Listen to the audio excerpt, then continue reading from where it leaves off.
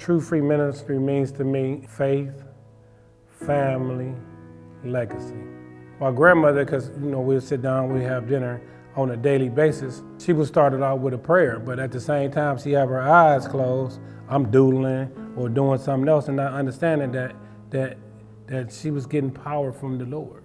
Now understanding that if I adhered to what she was saying and looked into a lot of those things, that I would have received that same power.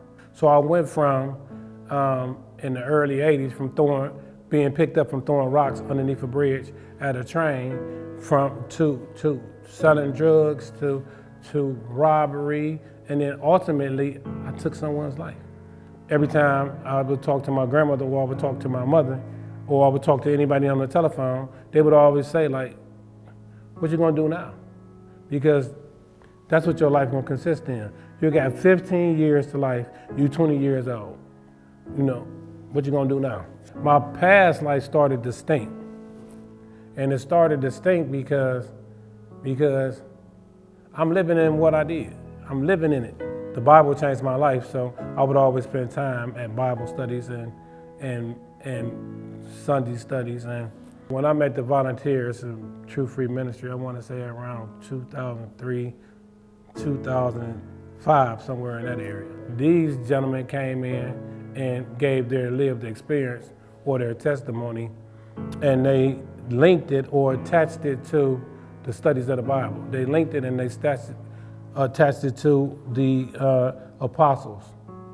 And that just changed my life. True Free Ministry arrived for me each time when I was in one of those dark places, whether I was stuck and didn't know what the end game was, or whether I just got 5 years.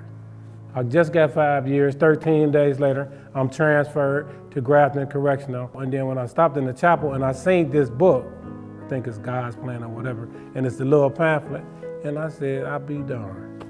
Here goes True Free Ministry. Through my whole time span, all the way till now, and probably even furthermore, they always greeted me and said friend. They classify you as a friend.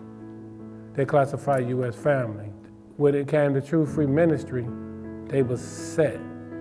And my expression that I always think about or use is, it was like a fresh glass of ice water in the middle of hell.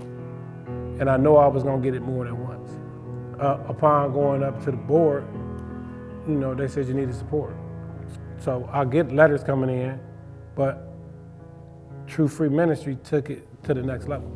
And they took it to the next level because they said, I want to go sit in there with you and for you. Not only do I want to go sit in the parole board with you and for you, I want to sit with your family members through this experience. So in my hearings, with the prosecutor and all that, True Free Ministry swung every bat that they could swing. And upon release, still do the same thing.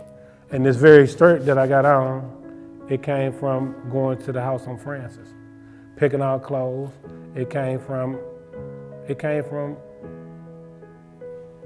True Free Ministry. It came from God.